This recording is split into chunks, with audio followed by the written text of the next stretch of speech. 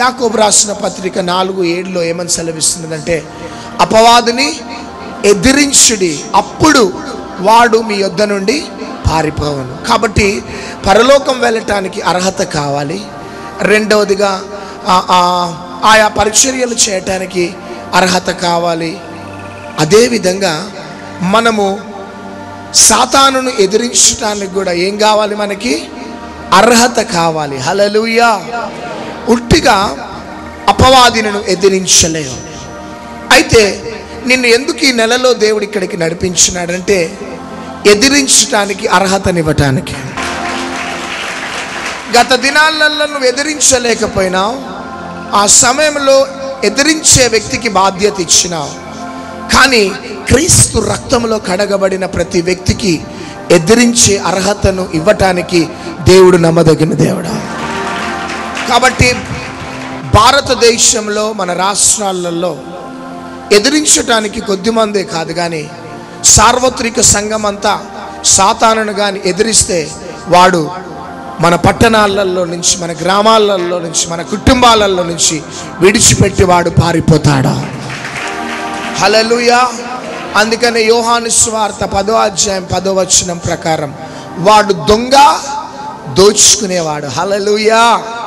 వాడు దొంగవాడు. ఆమేన్. మన ఆశీర్వాదాలన్నీ దోచుకునే దొంగవాడు.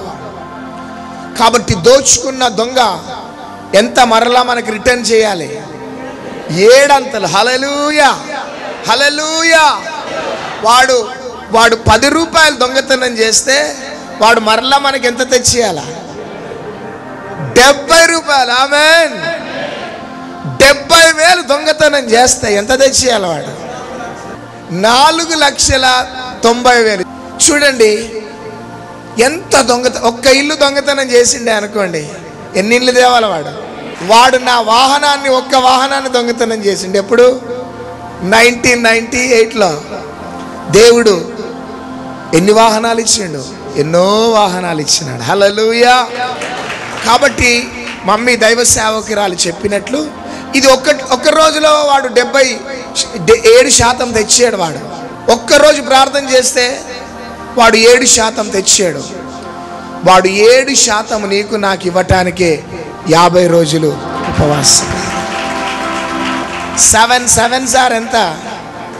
49. ఎన్ని వారాలు చెప్పండి? 7 వారాలు. వాడు దొంగతనం చేసింది ఎంత తెచ్చేయాలి మనకాడు? అంత 7 7 7. గట్టిగా చప్పట్లు కొట్టండి. మీరు ఈ ప్రవచన వాక్కుని మీరు కానీ నమ్మితే వాడు 7 వారాలు లోపట దోచుకున్నవన్నీ మరలా వాడు మీకు హ్యాండ్ ఓవర్ చేయబోతున్నాడు. హల్లెలూయా. దోచుకున్న ఎంత డబ్బు దోచుకున్నాడు, ఎంత ఆరోగ్యం దోచుకున్నాడు, ఎంత కుటుంబంలో సమాధానాన్ని దోచుకున్నాడు, అన్నీ కూడా ఎన్ని వారాలు? 7 వారాలు ముగించబడే లోపు అన్నీ కూడా వాడు తెచ్చి నీ పాదముల దగ్గర పెట్టబోతున్నాడు. మీరు 2 పాపలు ఉన్నారే అనుకోండి, ఒక్క పాప గురించి, వివాహం గురించి 3 పాపలు ఉన్నారే అనుకోండి, 3 ఒక మంచి ఏజ్లో ఉన్నారు, వివాహానికి వచ్చేసినారు. ఒక్క పాప గురించి, వివాహం గురించి ప్రార్థన చేస్తే ఒకటే రోజు 3 వివాహాలు జరగబోతున్నాయి. ఇట్లాంటి గొప్ప గొప్ప కార్యాలు దేవుడు చేసుకోబోతున్నాడు. ఎందుకంటే మొదటిగా వాడిని ఎదిరించే అధికారాన్ని దేవుడు మనకి ఇవ్వబోతున్నాడు. అందరం కలిసి మీరు వ్యక్తిగత కేవ్స్లో ఉండి ప్రార్థన చేస్తారు. వాడు దోచుకున్నవన్నీ ఈ యొక్క 7 వారాలు మీకు అనుగ్రహించబోతున్నాడు. మనమే కాదు, మన పట్టణమే కాదు, కానీ యావత్ ప్రపంచంలో అనేక ప్రజలు దీవించబడి ఆశీర్వదించబడబోతున్నారు. గట్టిగా చప్పట్లు కొడదాం.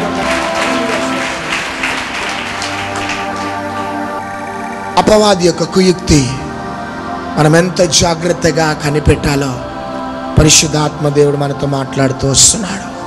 సర్వసాధారణంగా బిలీవర్స్కి ఉన్న వీక్నెస్ ఏంటిదంటే సర్వసాధారణంగా పొరపాట్లు జరుగుతూ ఉంటాయండి, తెలిసి తెలవక అయిపోతూ ఉంటాయి అనేసి సమర్థించుకుంటుంటారు. కానీ దేవుని యొక్క వాక్యాన్ని దేవుడు నీకు ఇవ్వటానికి కారణం ఏంటిదంటే సర్వసాధారణంగా పొరపాట్లు చేయటానికి కాదు. ఆమేన్. హల్లెలూయా.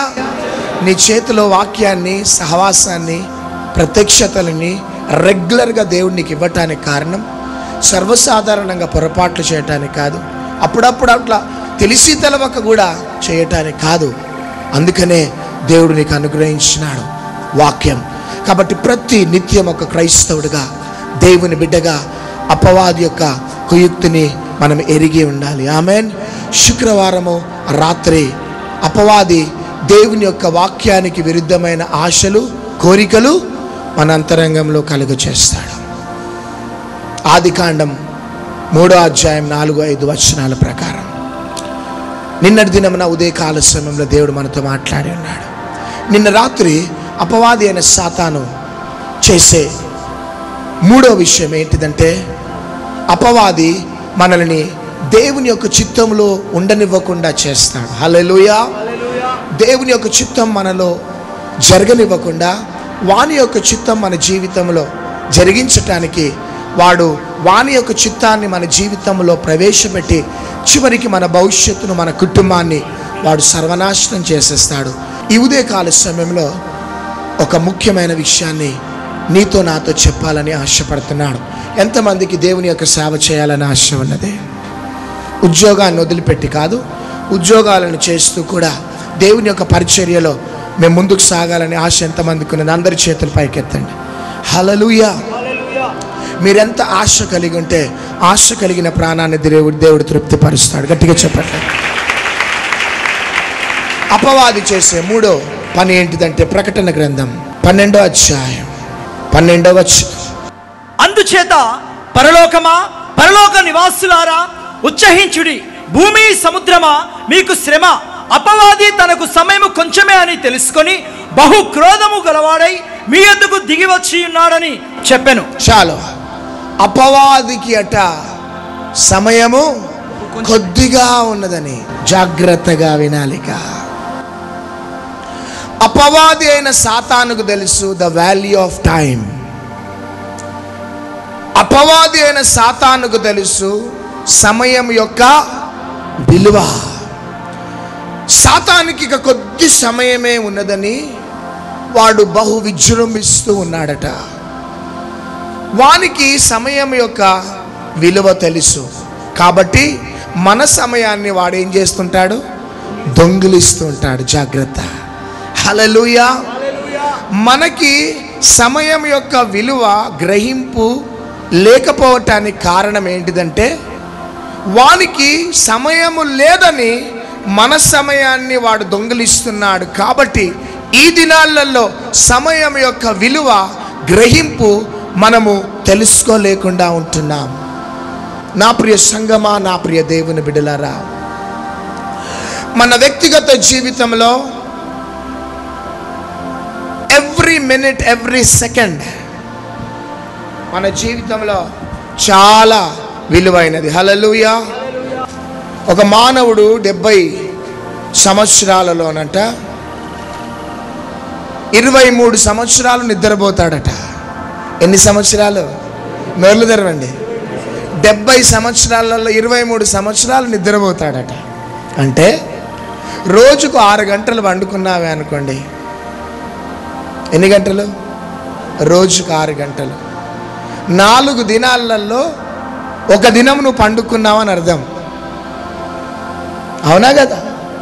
4 దినాలలో నువ్వు ఒక దినము పండుకున్నావు. 6 × 4 ఎంత? 24. అంటే 4 దినాలలో నువ్వు ఎన్ని దినాలు పండుకున్నావు? ఒక దినం. 8 దినాలలో ఎన్ని దినాలు పండుకున్నావు? 12 దినాలలో, 16 దినాలలో, 20 దినాలలో, 24 దినాలలో, 28 దినాలలో, 32 అనుకోండి, 32 దినాలలో. అంటే నెలకి మనం ఎన్ని దినాలు వండుకుంటున్నాం చెప్పాలా? 8 రోజులు కంటిన్యూగా వండుకుంటున్నాం.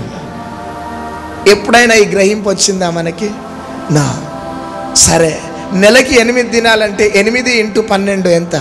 72. ఎంత? 72 దినాలు ఏం చేస్తున్నాం మనం? ఎప్పుడైనా గ్రహించినామా మనం? సంవత్సరానికి 72 దినాలు మనం పండుకుంటున్నాం. ఎంత దుఃఖకరం చూడండి. ఈ విధంగా క్యాల్కులేట్ చేస్తూ వెళ్తే 70 సంవత్సరాలలో 23 సంవత్సరాలు పండుకుంటాడు ఒక వ్యక్తి. 16 సంవత్సరాలు పని చేస్తాడట. ఎన్ని సంవత్సరాలు? 8 సంవత్సరాలు టీవీ ముందు కూర్చుంటాడట. ఎన్ని సంవత్సరాలు? 8 సంవత్సరాలు టీవీ ముందు కూర్చుంటాడట. 6 సంవత్సరాలు ప్రయాణం చేస్తాడట. ఎన్ని సంవత్సరాలు? ఇక్కడ నుంచి సికింద్రాబాద్కి భాగ్యనగర్కి ఎంత? 6 గంటలు వేసుకున్నాడు అనుకో. ఆ క్యాలిక్యులేషన్ చేసుకుంటే 6 సంవత్సరాలు. 13 సంవత్సరాలు పెళ్ళిళ్ళు, పేరంటాలని, రెస్టారెంట్లని, పార్కులని తిరుగుతాడట. ఎన్ని సంవత్సరాలు? 13 సంవత్సరాలు. దుఃఖకరమైన విషయం ఏంటిదో తెలుసా? 3 సంవత్సరాలు అంటే అద్దం ముందు నిలబడతాడట. ఎన్ని సంవత్సరాలు? 3 సంవత్సరాలు పౌడర్ పెట్టుకుంటూ, దూసుకుంటూ, బట్టలు మార్చుకుంటూ. ఎన్ని సంవత్సరాలు? 3 సంవత్సరాలు నిలబడతాడట. ఇవన్నీ క్యాలిక్యులేట్ చేస్తే 69 సంవత్సరాలు అయిపోయినాయి. మిగిలింది ఎంత? 1 సంవత్సరం అట తీర్థయాత్రలకు బయలుదేరుతాడట. 1 సంవత్సరం. ఎవరు గుర్తుకొచ్చిండ్రు ఆయనకి? దేవుడు. చూడండి, భగవంతుడు దేవుడు గుర్తుకొచ్చింది ఎప్పుడు చెప్పండి? 1 సంవత్సరం 6 నెలలు గుర్తుకొస్తాడు దేవుడు. అంటే అపవాదికి కొద్ది సమయమే ఉన్నది కాబట్టి వాడు మనుష్యుల యొక్క సమయాన్ని ఏం చేస్తున్నాడు? దొంగిలిస్తున్నాడు. ప్రియ దేవుని బిడ్డలారా, అందుకనే చదవండి కీర్తన 139వ కీర్తన 16వ వచనం. నేను పిండమునై ఉండగా నీ కన్నులు నన్ను చూచెను. నియమింపబడిన దినములలో ఒకటైన కాకమునుపే నా దినములని నీ గ్రంథములో లిఖితములాయను. చాలు. హల్లెలూయా, హల్లెలూయా. మన కొరకట నియమింపబడిన దినాలు ఉన్నాయట. గట్టిగా చెప్పట్లు కొడదాం. ఈ భూమి మీద వచ్చినప్పటి నుంచి చనిపోయేదాకా నువ్వు ఎప్పుడు చనిపోవాలో అక్కడ ఫీడ్ అయిపోయి ఉన్నది. ఈ భూమి మీద పిండమునై ఉండగా నీ కనులు నన్ను చూచెను. నియమింపబడిన దినములలో ఒకటైనను కాకమునుపే నా దినములని నీ గ్రంథంలో లిఖితములాయను. హల్లెలూయా. ప్రతి దినము దేవుని యొక్క గ్రంథంలో దేవుడు రాసినాడు. మన కోసము ఈ భూమి మీదనట నియమించబడిన దినములు ఉంటున్నాయి. ఆమేన్, హల్లెలూయా. ఈ నియమించబడిన దినములనే సాతాను ఏం చేస్తుంటాడంటే సమయాన్ని దొంగతనం చేస్తూ ఉంటాడు. చూడండి, ఒక్కసారి రోడ్డు మీదకి వెళ్తే 3లో 2 సెల్ ఫోన్లో మాట్లాడుతూనే ఉంటారు. సాతాను వాడు ఎంత కుయుక్తితో చేస్తున్నాడంటే ప్రజల యొక్క సమయాన్ని దొంగిలిస్తున్నాడు. హల్లెలూయా. సార్వత్రిక సంగమా, దేవుని బిడ్డలారా, ఈ టీవీ ప్రోగ్రాం చూస్తున్న సహోదరి సహోదరుడా, నీకు నియమించబడిన దినములు ఉన్నాయి. ఆమేన్, హల్లెలూయా. ఈ నియమించబడిన దినములలో నువ్వు చేయవలసినది ఏంటిదంటే అపోస్తుల కార్యములు 22వ అధ్యాయం 10వ వచనం. Jesus of Nazareth, fill this place with your glory once again. అప్పుడు నేను, ప్రభువా నేనేమి చేయవలని అడగగా, ప్రభువు నీవు లేచి దమస్కులోనికి వెళ్ళుము, అక్కడ నీవు చేయుటకును నియమింపబడిన అవన్నీ నీకు చెప్పబడునని నాతో అనెను. గట్టిగా చప్పట్లు కొడదాం. పౌలు ఏం చేస్తున్నాడంటే, ప్రభువా నేను ఏమి చేయాలి? అందరు గట్టిగా చెప్పండి, కుడి చేయి పైకెత్తి. ప్రభువా నేను ఏమి చేయాలి? నియమించబడిన దినములు మనకుంటున్నాయి. మనకి ఆ సంపూర్ణత, ఆ మెచ్యూరిటీ రాగానే నువ్వు సమయాన్ని వృధా చేసుకోకుండా నువ్వు ఏం చేయాలి అంటే, ప్రభువా నేను ఏం చెయ్యాలి అనాలి. ఆమేన్. అనగానే ప్రభు అంటాడు, నువ్వు ప్రార్థన గుంపులోకి వెళ్ళి ప్రార్థన చేయమంటాడు. గట్టిగా చెప్పట్లు. గట్టిగా ప్రేయర్ టవర్లోకి వెళ్ళి ప్రేయర్ టవర్ బాధ్యత తీసుకోమంటాడు. పాటలు పాడే పరిచర్య చెయ్యి అంటాడు. యాంకరింగ్ పరిచర్య చెయ్యి అంటాడు. సౌండ్ సిస్టమ్ పరిచర్య చెయ్యి అంటాడు. కీబోర్డ్ కొట్టే పరిచర్య చెయ్యి అంటాడు. ఈ విధంగా నేను ఏం చెయ్యాలి ప్రభువా అని నువ్వు అడిగితే, నీవు చెయ్యవలసిన పనిని దేవుడు నీకు ప్రేరేపణ ఇవ్వటమే కాదు కానీ నీకు ఆ బాధ్యత ఇవ్వమని మమ్మలను కూడా దేవుడు ప్రేరేపిస్తాడు. నీవు వచ్చి మమ్మల్ని అడగని అవసరంలే. నీవు దేవుణ్ణి అడిగినావు, నేనేం చేయాలి ప్రభువానని అడిగినావు కాబట్టి నీకు ఇచ్చే బాధ్యత నీకు జ్ఞాపకం చేస్తాడు. నీకు ఆ బాధ్యత ఇవ్వమని మాకు దేవుడు ప్రేరేపిస్తాడు. అప్పుడు మేమేం చేస్తామంటే ఒక్కొక్కరిని దైవ చిత్తానుసారంగా ఫోన్ చేసి మీకు ఇవ్వవలసిన బాధ్యతలు ఇస్తాము. ఎందుకు మీకు బాధ్యతలు అందటం లేదు అంటే మీరు దేవుణ్ణి చెప్పాలా, అడగటలే. I want to tell you one thing everybody, ప్రతి ఒక్కరిలో ఒక్కటి కంటే ఎక్కువగా దేవుని యొక్క వరములు ఉంటాయి. వరములు లేకుండా దేవుడు ఏ వ్యక్తిని ఈ భూమి మీదకి పంపించలే. ఒక వ్యక్తికి పాటలు పాడే వరం ఉంటే ఒక వ్యక్తికి ఆరాధించే వరం ఉంటుంది. ఒక వ్యక్తికి ఆరాధించే వరం ఉంటే వంటలుండే వరం ఉంటుంది. ఒక వ్యక్తికి వంటలుండే వరం ఒక వ్యక్తికి ఉంటే ఇంకొక వరము ఒక వ్యక్తికి ఉంటుంది. సంఘ పరిచర్యలో ప్రతి ఒక్కరికి ఒకటి కంటే ఎక్కువగా వరాన్ని, గిఫ్ట్ని ఇచ్చే దేవుడు ఈ భూమి మీదకి మనల్ని పంపిస్తాడు. అయితే లోపట ఉన్న ఆ వరము ఎప్పుడు ఎక్స్పోజ్ అవుతుందంటే, ఎప్పుడు అది బయటికి వస్తుందంటే నువ్వు ఏమని అడగాలంటే, నేను ఏమి చెయ్యాలా, ఆమెన్, నేను ఏం చెయ్యాలి ప్రభు అనేసి అన్నప్పుడు లోపట ఉన్న ఆ వరాన్ని అది అప్పుడు బయటపడుతుంది. ఆమెన్. అప్పటిదాకా పాటలు పాడని నీవు ఇక పాటలు పాడటం స్టార్ట్ చేస్తావు. అప్పటిదాకా ఆరాధన చేయని నీవు ఆరాధించడం స్టార్ట్ చేస్తావు. ఇక్కడ ఒక సహోదరుడు వెనకాల కూర్చునేటోడు ఎక్కువ, ఆయనలో యాంకరింగ్ చేసే వరం ఉన్నట్టు తెలియదు, పాటలు పాడే వరం ఉన్నట్టు కూడా తెలియదు. కానీ లోపట అంతరంగంలో ఆయన ప్రార్థన చేసినాడేమో, ఆశ కలిగి ఉన్నాడేమో. సడన్గా ఆ వ్యక్తికి బాధ్యతలు ఇస్తుంటే మంచి యాంకరింగ్ చేస్తున్నాడు.